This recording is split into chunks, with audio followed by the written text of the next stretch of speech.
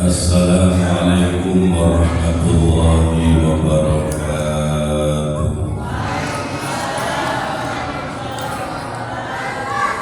Biniyati du'a liqabuli hajatina wa hajati jama'ah fi hadzal majlis min hawaijid dunya wal akhirah bijahi sayyidina Rasulillah sallallahu alaihi wa alihi wasallam wa bi barakati wa sirri wa nuri suratil Fatihah.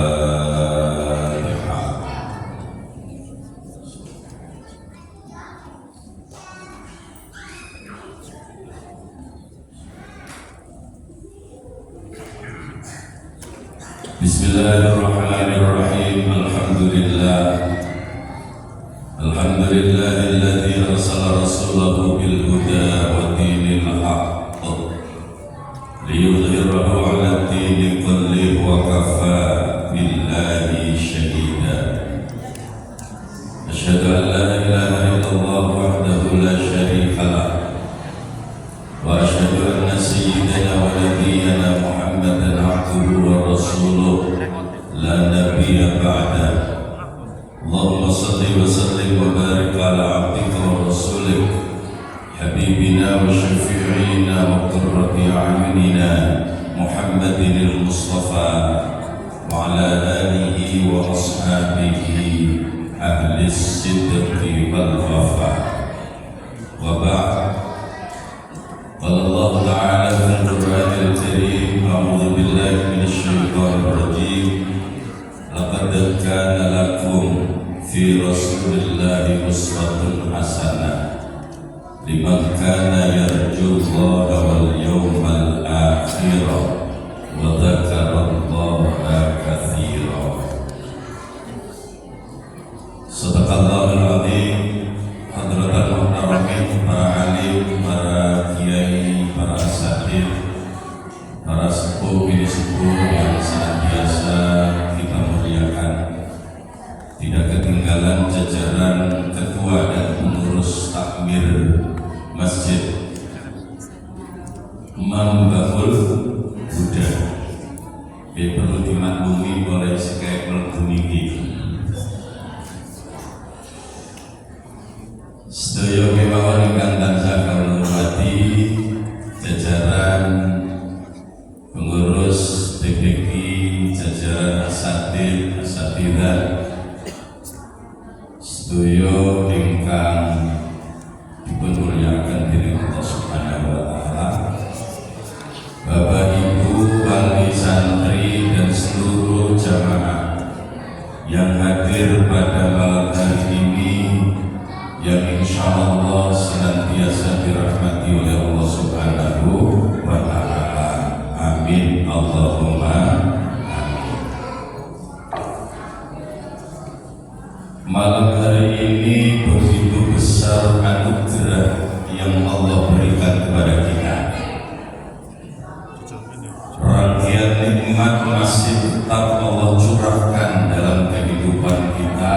Terlebih malam hari ini Allah Subhanahu wa taala masih berkenan menetapkan iman dan Islam di dada kita. Allah berkenan menambahkan anugerahnya dengan memberikan kesehatan kepada kita, baik kesehatan jasmani maupun kesehatan rohani. Allah Subhanahu wa taala juga masih berkenan memberikan kekuatan kepada kita untuk bersama-sama hadir di majelis yang mulia ini, di tempat yang mulia ini, dalam momen yang mulia ini. Semoga kehadiran kita selalu diberkahi oleh Allah Subhanahu wa taala. Amin Allahumma amin. Malam hari ini kita berkumpul di sini dalam rangka khatmil Quran, sekaligus milad yang ke-20. Ngiras-ngirus, Jawa ngarani ngiras-ngirus peringatan Maulid Rasul, peringatan hari lahirnya junjungan agung, hari kelahiran junjungan kita Rasulullah Muhammad sallallahu alaihi wasallam. Meskipun malam hari ini masih tanggal 7 dan kita semua tahu kelahiran Rasulullah itu tanggal 12 Rabiul Awal tahun, coba ngomong tahun aja,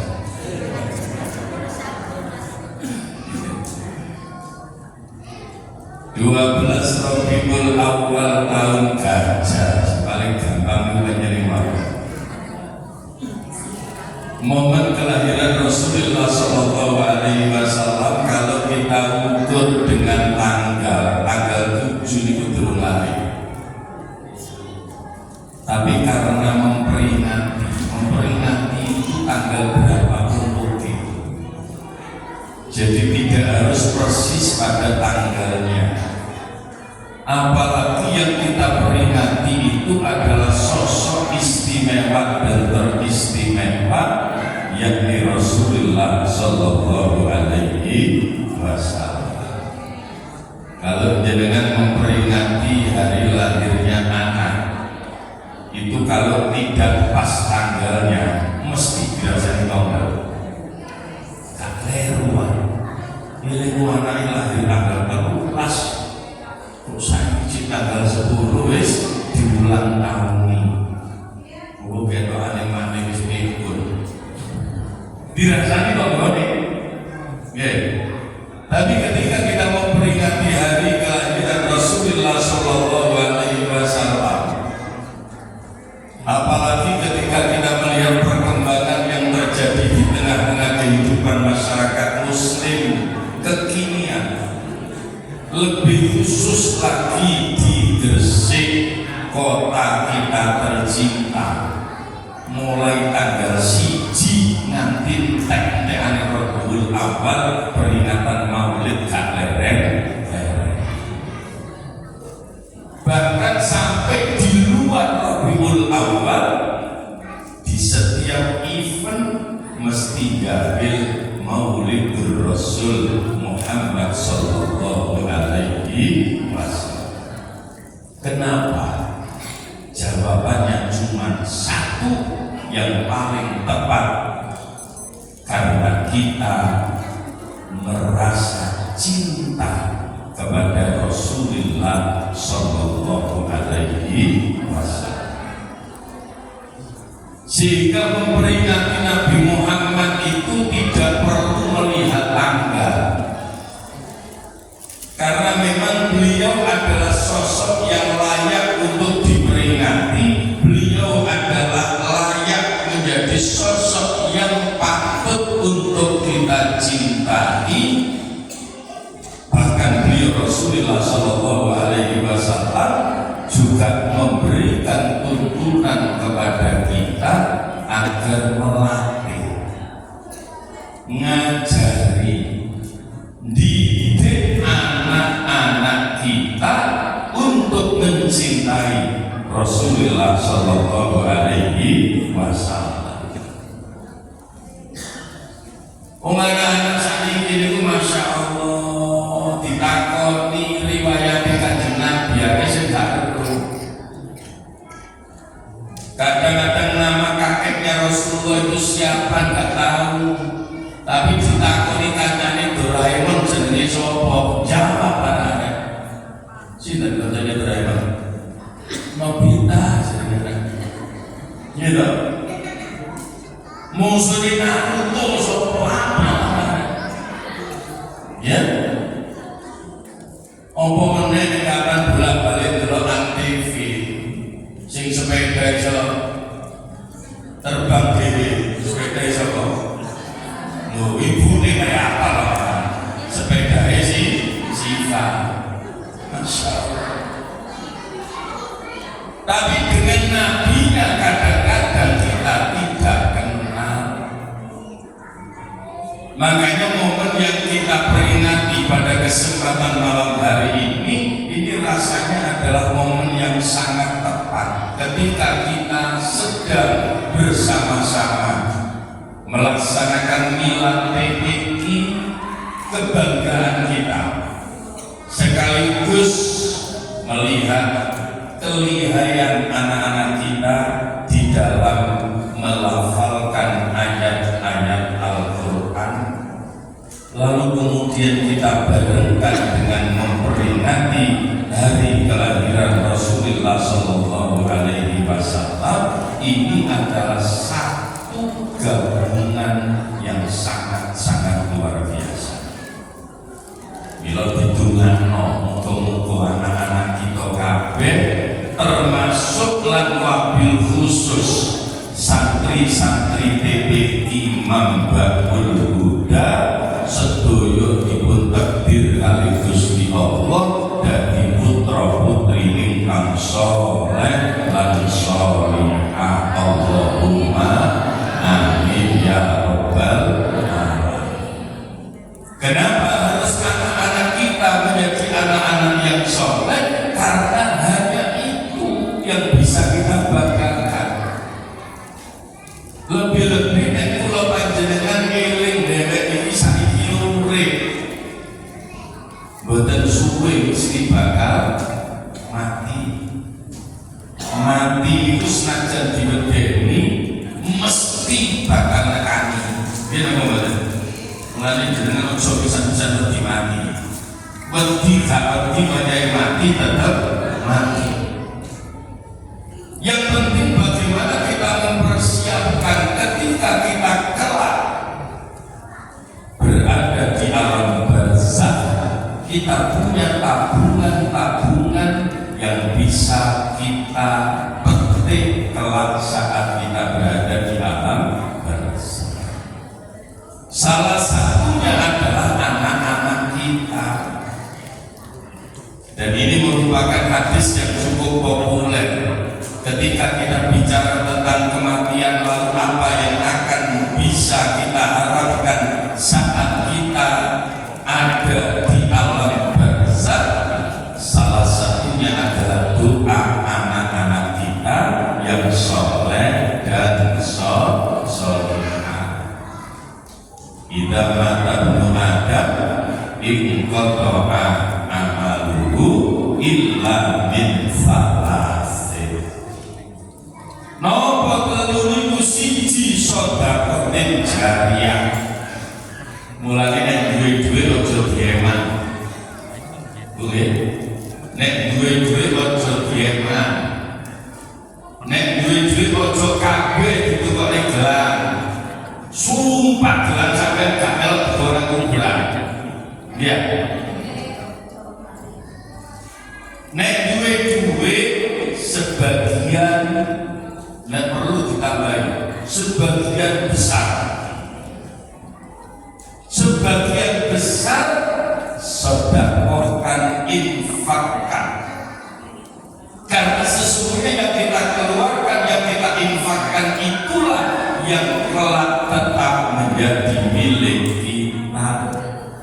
Nek sing nang rekening bank ditinggal mati wis gak melok duwe, sing didelikno nang isor bantah wenek wong gak mati nabung ning bank duwine didelikno nang isore bantah.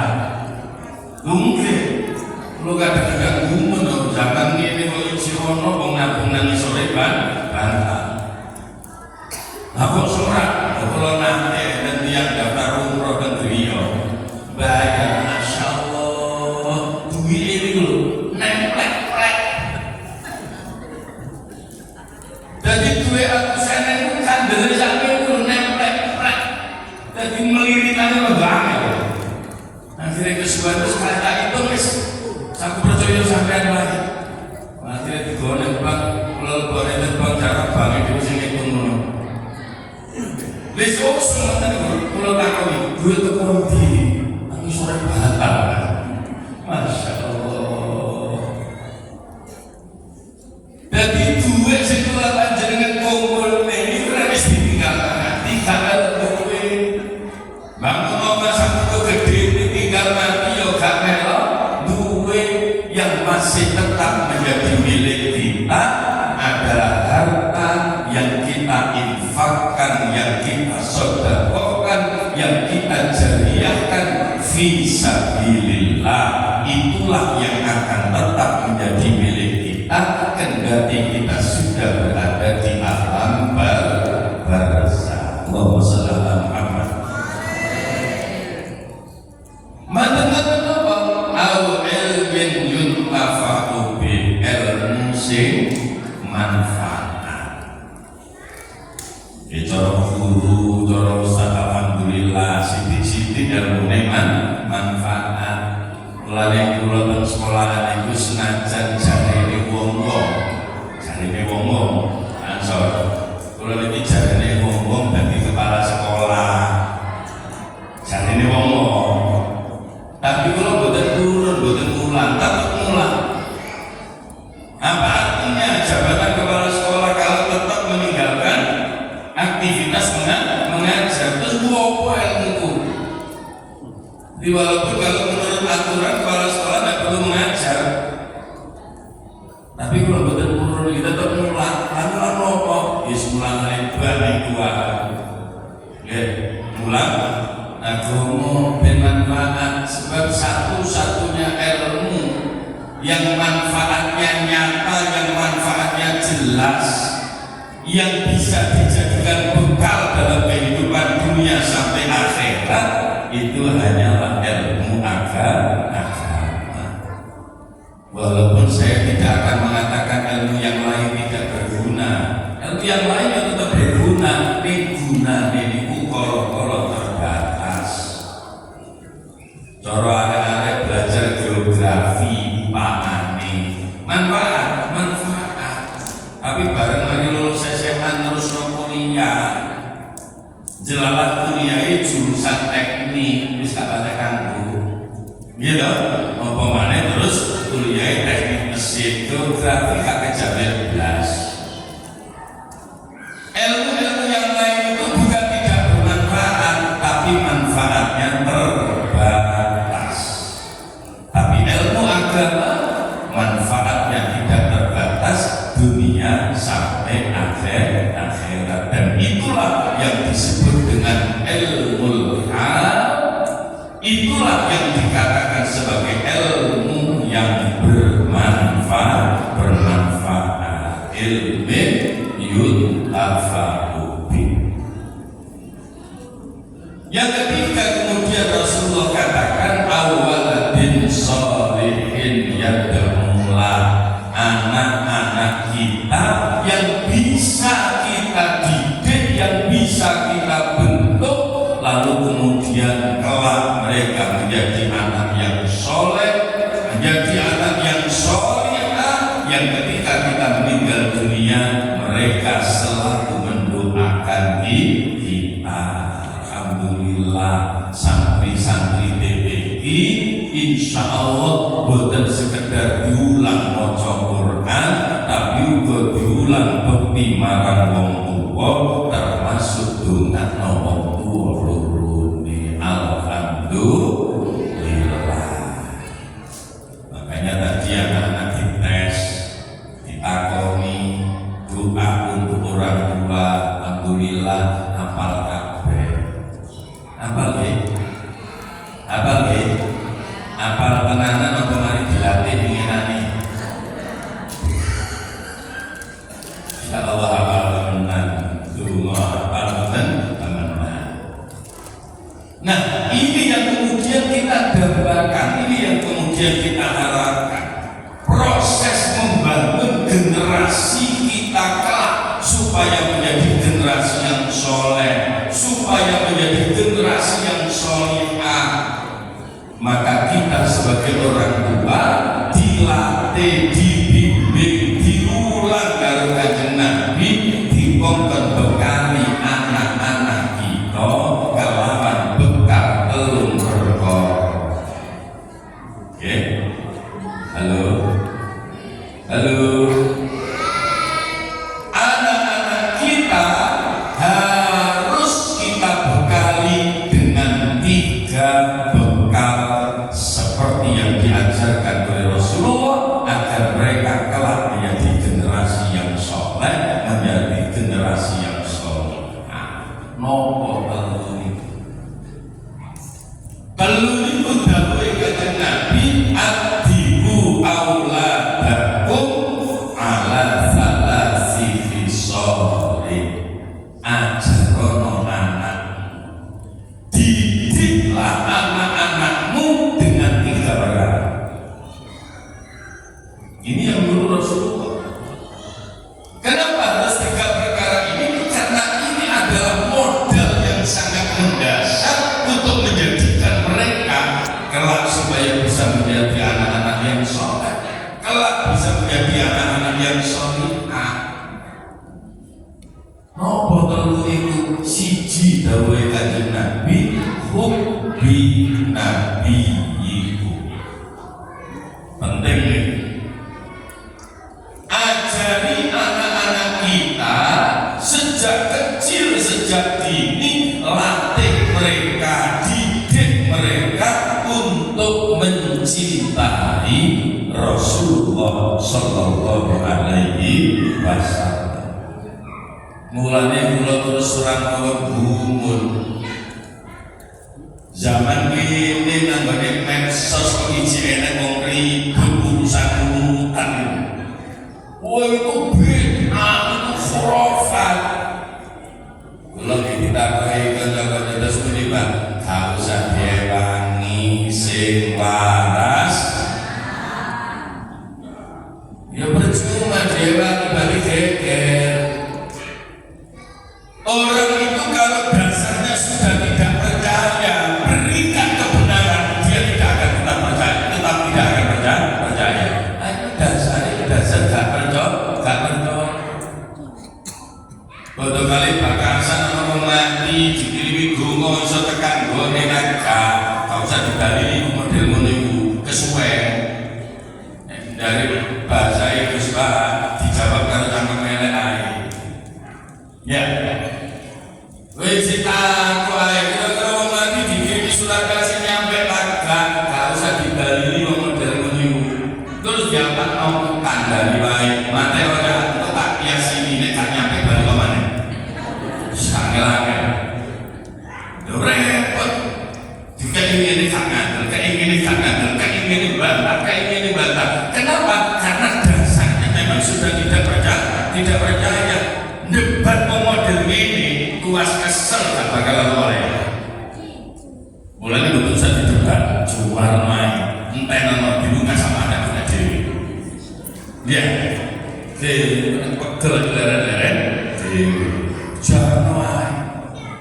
Ya, jadi ketika kita betul-betul meyakini, maka sesuatu yang sudah kita yakini itu harus terus kita jalankan tanpa boleh terpengaruh oleh pikiran-pikiran orang-orang lain yang memang sejak awal sudah tidak benar. Bisa kembali. Ya. Jadi seperti itu. Jadi kembali pada apa yang disampaikan oleh Rasulullah tadi, apa yang perlu kita ajarkan? Mencintai Rasulullah.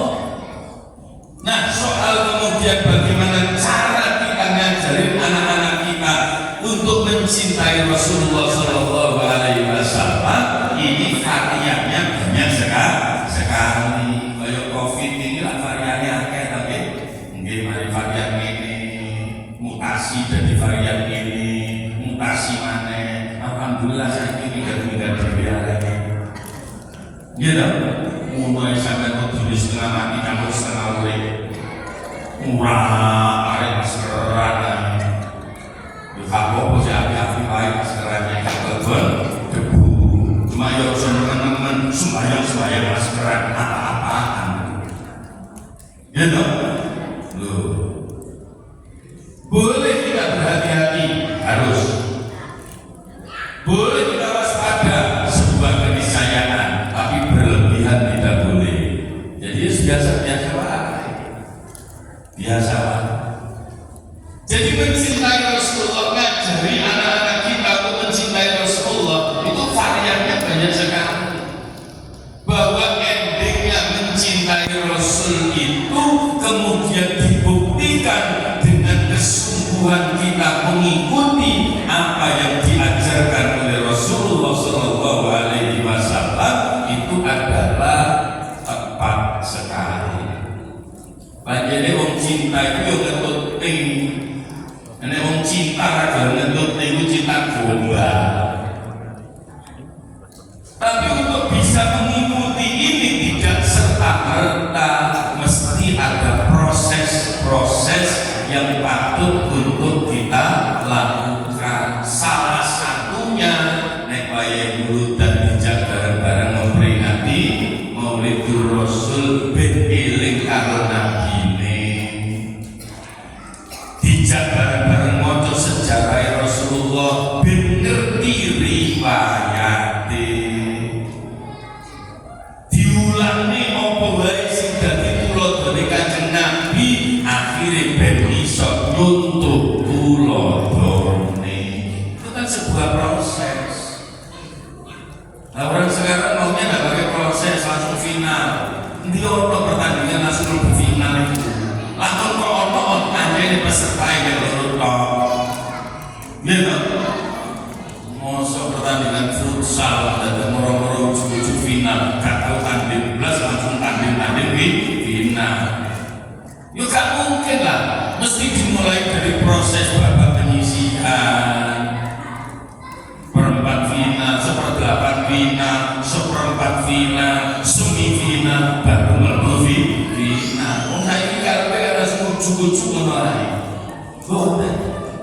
Jadi untuk membangun anak-anak kita supaya mereka menjadi anak-anak yang mencintai Rasulullah, itu caranya kita menggunakan banyak varian. Salah satunya dengan melatih mereka membaca sejarah kehidupan Rasulullah, melihat kembali bagaimana sisi-sisi karakter yang dimiliki oleh Rasulullah, dan itu yang efektif adalah saat-saat kita memperingati hari kelahiran Rasulullah Shallallahu Alaihi Wasallam.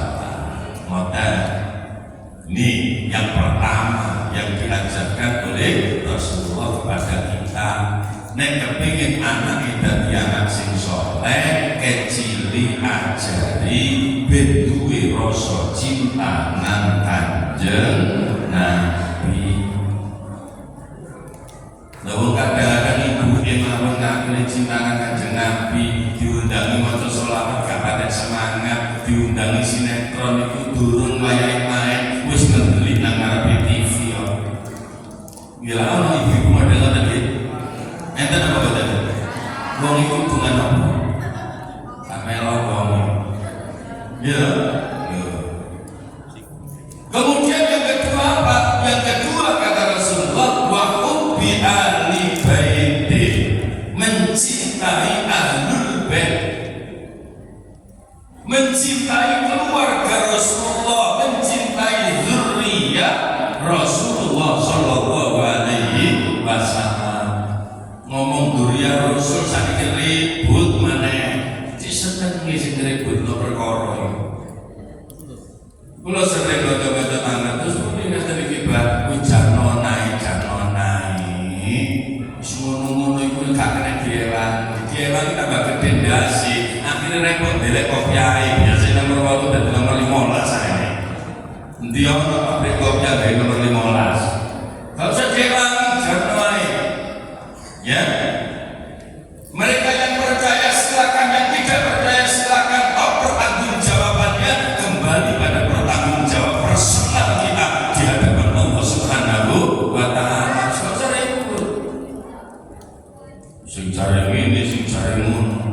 Tapi prinsip yang harus kita pegang, Rasulullah memberi pelajaran kepada kita supaya kita melatih anak-anak kita mau mencintai ahlul baitnya Rasulullah Sallallahu Alaihi Wasallam.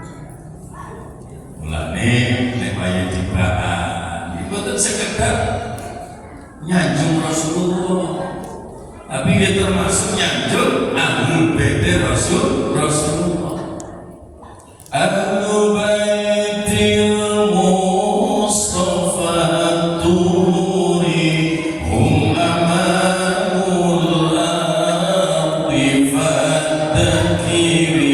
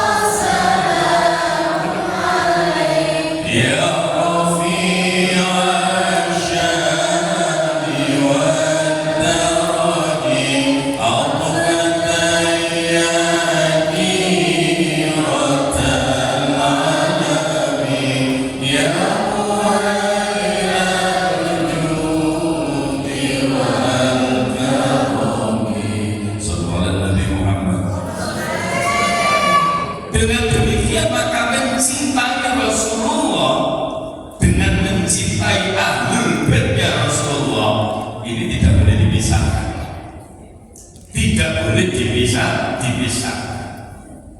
Orang yang mencintai Rasulullah secara otomatis juga harus mencintai ahlul baitnya Rasulullah Sallallahu Alaihi Wasallam.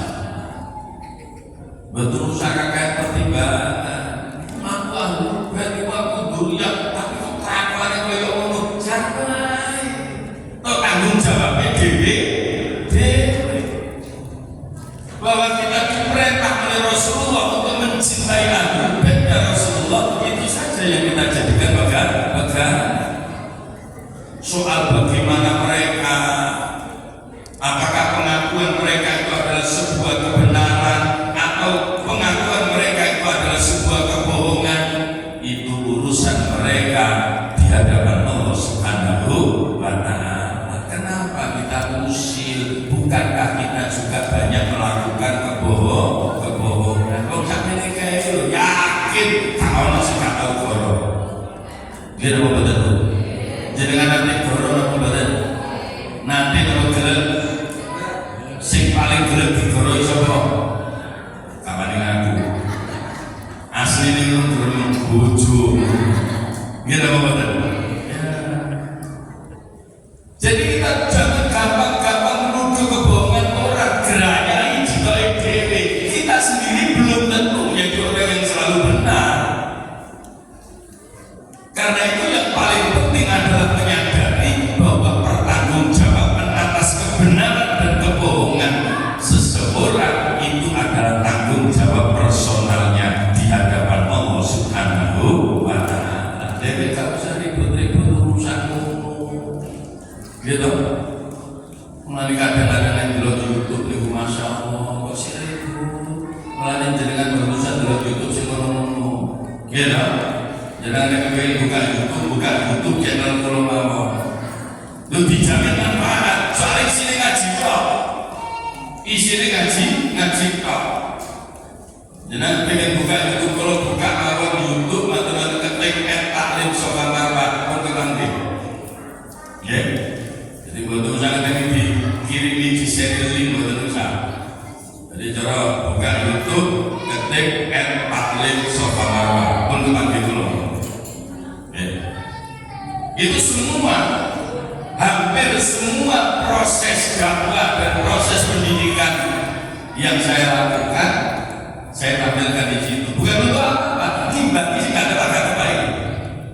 Jadi di sini bukan barang elektronik. Ya wis alhamdulillah saya ini kata sing saya alhamdulillah kita tambahin meneh. Saya tambah akeh sing ambil. Ada. Insya Allah. Kemudian yang ketiga apa? Yang ketiga kata Rasulullah watil Quran. Jadi nek kepengin anak-anak kula panjenengan dadi anak sing saleh, kepengin anak kita dadi anak sing salihah, modal awal yang harus kita berikan kepada mereka menurut dawuh Kanjeng Nabi, hubbi nabiyikum wa hubbi ali baiti wa tilawatil Quran. Alhamdulillah. anak-anak kita sudah dididik di TPQ, akhirnya pun kata sing lulus maca Quran wis api, ning jenengan tak aturi Quran ngono kaya lade. Understand? Quran itu ibarat pisau yang baru kita beli, tajamnya setengah mati, habis kita pakai, lalu kemudian sempit ning gedek umbah aja diumbah. Napa? Mari digawe wis gak andhep meneh. Quran itu seperti itu. Maka anak-anak kita yang sudah dinyatakan khatam dasar jangan sampai berhenti, lanjut, paling tidak tetap biasa, terus biasa. Dan ini bukti yang tidak bisa dibantah. Kalau nggak ada murid di sekolah, kalau takoni maca Quran kok amburan beli, woi gak tau ngaji, boten Pak, kalau biar ngaji PPQ, lulus. Aku saya kira yang ngomong mantu ngotot kalau tutup gak tau maca belas cocok. Nah, pada kalau takon mantu iso ngaji tak belas, kowe ta Pak. Iki sing angel. Gitu? Angel. Oke lah, orang tuanya sudah terlanjur tidak bisa mandekan seperti itu. Tapi paling tidak anak-anaknya yang sudah di TPQ lalu kemudian terproses dengan baik dan lulus harus terus biasa. Susah nih karena apa? Ketika mereka masih kecil dan belum balik, setiap hari mereka baca Quran.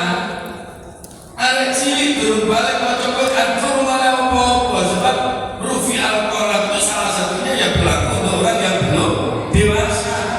Tapi orang tuanya oleh ganjaran apa anaknya bendino maca Quran. Sampai mau suka kepingin oleh kiriman ganjaran anaknya rutin maca Quran. Akhirnya wacananya terus terjaga, tambah api. Mulai yang tengeriki wonten dinia, mantul lulus TPQ, nek perlu diterusno dinia, ben Qur'ane tetap jalan, ditambahi ilmu agama liyane, ben ugi saged dipun nggadahi anak-anak kita. Ini penting sangat. Baca Quran itu memang seperti itu. Kalau kita bicara tentang pahala, bicara tentang nilai, ketika kita bisa baca Quran dengan baik dan benar, lalu kita istiqomah baca Quran, Masya Allah, itu sumber pahala yang luar biasa. Baca Quran itu sih diganjar bukan seayat, bukan sasurat, tapi sih diganjar saben-saben huruf dicatat kali Gusti Allah. Sak huruf ganjarane piro? Nek maca Qur'ane nang jerone salat, sak huruf oleh 100, bukan 10. Jadi ketika dalam sholat, jenengan misalkan sholat malam, jenengan sholat dalam usaha sholat dalam, sholat malam, Fatihah mesti diwaca karena itu rukun sholat. Masuk ke susuruku, tambahi maca Qur'ane, maca Qur'an sing rada-rada dawa. Kenapa? Karena membaca Al-Quran di dalam sholat itu satu huruf punya nilai 100. Mocone ditepakno, mocone dibenerno, mocone diapino. Apalagi anak kita yang laki-laki, bimbing betul itu mereka supaya betul-betul bacaannya bagus, karena potensi menjadi imam dalam sholat itu laki-laki. Ya, dan perlu dibentuk iso imam sholat kaya imam besar di Masjidil Haram. Betul? Oke. Apakah mungkin? Yo nek imamin nang kono ketane yo angel, tapi minimal modele kaya ngono imamin nang Mambabul Huda. Ngoten. Alhamdulillah ya Rabb.